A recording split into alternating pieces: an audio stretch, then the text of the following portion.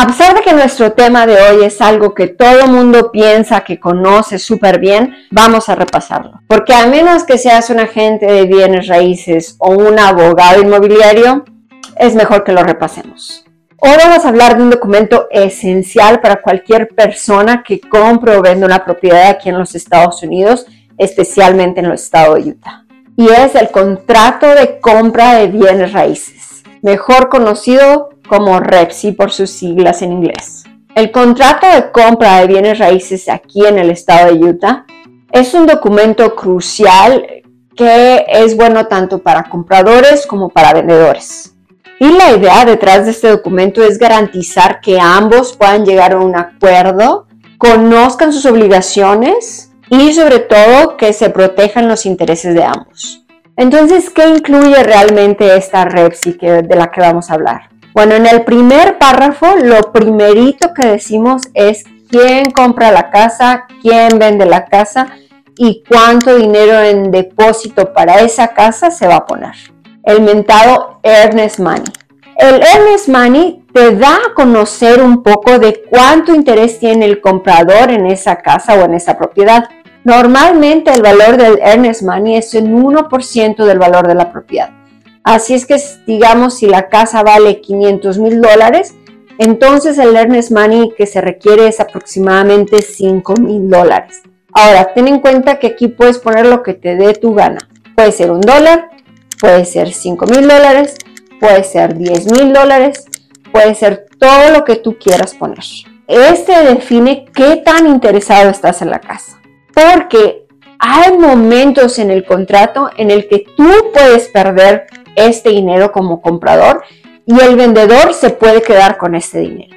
Así que para mí este párrafo es bien interesante. ¿Tú qué piensas? Déjame saber tu opinión aquí en los comentarios. Después de este primer párrafo tan importante, ahora vamos a definir dónde está la propiedad, así como qué es lo que incluye y qué es lo que no incluye o excluye. Aquí vemos muchas veces cosas como te puedes quedar con las cortinas, pero no te puedes quedar con el refrigerador. Después de esto tenemos estipulado el precio de compra, después viene el earnest money, después viene cuánto es tu dinero que vas a poner de enganche, después cuánto es el dinero que vas a obtener de préstamo y otra vez el precio de la propiedad. Mucha gente le da mucha importancia a esta parte, pero en realidad de todo el desglose, lo único que es importante es el precio de compra. Porque muchas veces el down payment, el enganche y el monto que se va a dar de préstamo pueden variar durante la transacción.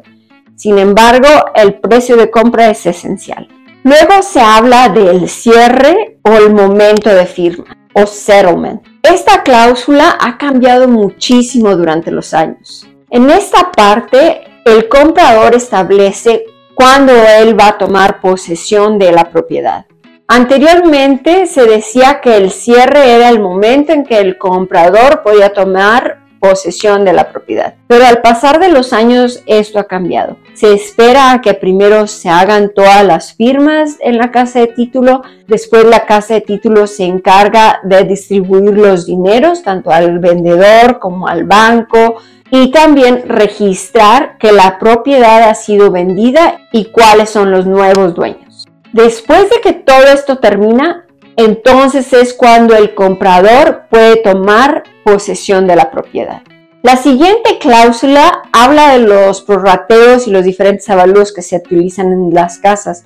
Esta cláusula se utiliza más cuando se compra una propiedad como un condominio o como un townhome. Estas propiedades tienen asociaciones de dueños que llevan cierta contaduría necesaria para el bienestar de la comunidad. Y por lo mismo, cuando hay un cambio de dueño, muchas veces ellos cobran una cuota extra por el cambio de propietario y entonces es cuando esta cláusula define quién va a pagar esas cuotas extras. En este año, durante el mes de agosto, va a haber un cambio muy fuerte en esta cláusula. Lo que pasa es que dentro de esta cláusula también se decía que el vendedor iba a estar encargado de pagar la cuota o la comisión del agente tanto que vende como que compra. Y ahora todo eso pues está cambiando realmente. En esta parte donde se especifica cuánto va a pagar el comprador y cuánto va a pagar el vendedor a los diferentes agentes. Entonces, cuando estás poniendo una oferta o un contrato tú como comprador, mucho ojo porque que no te engañen, porque aquí vas a ver cuánto le está pagando el vendedor a tu agente. Si el vendedor no quiere pagarle nada a tu agente, date cuenta que tú como comprador, si estás utilizando un agente, que la verdad es lo mejor para ti, tú vas a tener que pagar esos servicios. Entonces, date cuenta, mucho ojo con esta parte. Nosotros como tus realtors te vamos a decir y te vamos a especificar cuánto es para que tú no tengas sorpresas al final de que tienes que traer más dinero del que te habían pedido anteriormente. La quinta cláusula habla de quién trabaja con quién. Aquí se estipula cuál es el agente del vendedor, cuál es el agente del comprador y si ese agente es la misma persona. Después de ahí viene la cláusula que nos dice que hay que comprar una aseguranza de título. Y bueno, lo que cubre una aseguranza de título es muy importante, porque esta aseguranza de título se da la tarea de saber si hubiese por ahí algún documento que no haya sido registrado en el condado y que sea prueba de que esa persona es el dueño verdadero de la propiedad que se ha vendido. Entonces, las casas de título, aparte de hacer una búsqueda minuciosa para encontrar esos documentos perdidos, aseguran que esa casa no puede ser vendida más a menos que el nuevo dueño lo requiera. Hoy estaba escuchando un podcast motivacional y en él hablaba uno de los grandes motivadores que se llama Les Brown. Él platica que cuando estaba joven, con muchísimo trabajo y esmero, pudo comprarle una casa a su mamá, que era la casa donde ellos vivían. Y entonces él estaba muy contento por haber realizado eso. Y una semana después llegó una persona diciendo que ellos eran los verdaderos dueños de esa casa. Él ya había pagado la casa por completo. Sin embargo, no había comprado una aseguranza de título. Y porque no había comprado una aseguranza de título, no se había dado cuenta que había otra persona que era la verdadera dueña de esa casa. Entonces, ese señor Les Brown perdió esa casa y se sentía tan triste porque era la casa que él quería regalarle a su mamá. Pero su mamá lo consoló y le dijo: hijo, no te preocupes, a mí me gustaba esa casa. Tenía tantas escaleras y mis rodillas no son tan buenas. Lo bueno es que él tomó lo bueno de esa experiencia, pero que no te pase a ti. Siempre utiliza una casa de título para asegurar que la persona que te está vendiendo tu casa es la verdadera dueña. Las siguientes cláusulas hablan acerca de la diligencia entre compradores y vendedores. Porque como en todo contrato de dos partes, tanto los vendedores como los compradores tienen cosas que hacer dentro de este contrato. El vendedor debe dar a conocer todo lo que sabe de su casa y el comprador debe también hacer sus diligencias para saber y inspeccionar que la casa esté en buenas condiciones. Y además hay una tercera inspección que es el avalúo. Este avalúo le hace saber al banco si la casa realmente vale lo que el comprador ofreció. Luego hay una cláusula que ha sido muy importante desde el 2020. Este estipula si el comprador se quedará con todo el earnest money o dinero en depósito o si va a aumentar esa parte. Esta cláusula se utilizó mucho del 2020 hasta mediados del 2021, antes que los intereses subieran de valor. Lo que se hacía es que el comprador daba un primer earnest money y después que el avalúo decía que la propiedad no correspondía con el valor de la oferta, entonces el comprador ponía como un dinero de depósito extra o segundo earnest money, y entonces esto cubría el monto que había entre el avalúo y el costo de la casa. Ahora ya no estamos en esos tiempos. Nuestro mercado de bienes raíces se ha establecido un poco más y ya no es tan normal que las personas paguen más que lo del precio del avalúo. Y aunque todavía no tenemos muchas casas en el mercado, sí han habido un poco más que en otros años. Las personas que están vendiendo están interesadas en recuperar toda esa plusvalía que han recuperado por todos estos años, y los compradores ya no están tan nerviosos con los intereses en un 6 y un 7%. Ahora, una parte muy importante de este contrato es el recorrido que le das tú al inspeccionar la casa por última vez. Aquí tienes que tener como comprador mucho ojo, que no te engañen, porque lo que puede suceder es que el vendedor haya cambiado el lavaplatos o el refrigerador o la lavadora y la secadora. No sé qué es lo que pasa cuando compramos estos electrodomésticos nuevos y nos enamoramos tanto de ellos como vendedores que no los queremos dejar ir. Y muchas veces queremos quedarnos con esas máquinas de lavado que tienen la estación frontal y dejamos la lavadora y la secadora viejita que teníamos en el garage guardados. Así es que como comprador debes darte cuenta si los electrodomésticos son los mismos que estaban cuando tú pusiste la casa bajo contrato.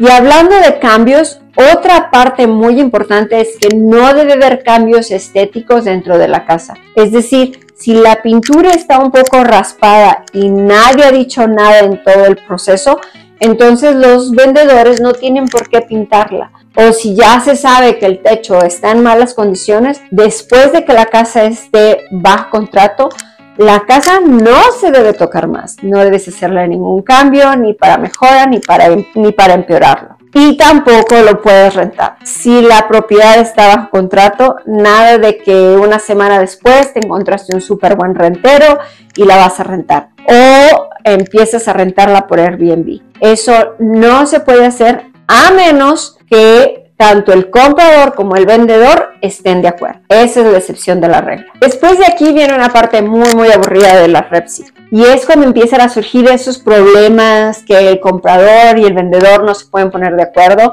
Entonces aquí está una cláusula que dice que debemos tener mediación o nos vamos directamente a los abogados. Todo depende en qué parte se haya elegido. Y después de eso, ¿quién va a pagar por los gastos de los abogados? ¿Quién va a notificar al comprador si hubiese algo que el vendedor hiciera o viceversa? Y otra de mis partes favoritas es qué es lo que va a pasar con la casa en caso de que antes de cerrar hubiese un desastre natural. Si hubo un terremoto o hubo tanto granizo que abrió el techo o cosas de ese tipo, ¿qué es lo que se debe hacer y cómo se debe manejar esta situación? ¿Cuándo es cuando el comprador decide, ya no quiero la casa si está de esa forma? Algo muy importante que le pasa a muchos compradores es que se olvidan de la cláusula del tiempo que lleva un contrato de compraventa de bienes raíces aquí en el estado de Utah. Si no hay un tiempo donde diga cuándo debes de responder, entonces se va al tiempo estipulado, que son las 5 de la tarde de este horario. Si hubiese algo que dijera que es después o antes de ese tiempo, entonces ese es el que rige. Pero si no hay ninguno, entonces es que es a las 5 de la tarde. Y solo porque tenemos una oferta no nos vamos a tomar nuestro tiempo para ver si llegan otras o qué es lo que debemos hacer. No, debemos de responder el tiempo indicado que se nos da en el contrato. Y bueno, después de ahí tenemos algunos plazos que necesitamos tener o unas fechas límite, como es la divulgación de los vendedores o Seller Property Conditions Disclosure. Después de ahí sigue los Buyer Due Diligence, que son las diligencias que el comprador tiene que hacer. Después de ahí sigue el financiamiento y el avalúo, que es el Financial Appraisal, la última parte que nos hacen los prestamistas. Y por último, el cierre. Entonces, si quisieras saber un poco más en cuanto a estos, quédate a mi siguiente video Y bueno, si tienes alguna pregunta ahora mismo, échame un mensajito, dame una llamada 385-221-9152 y nos vemos en el próximo video.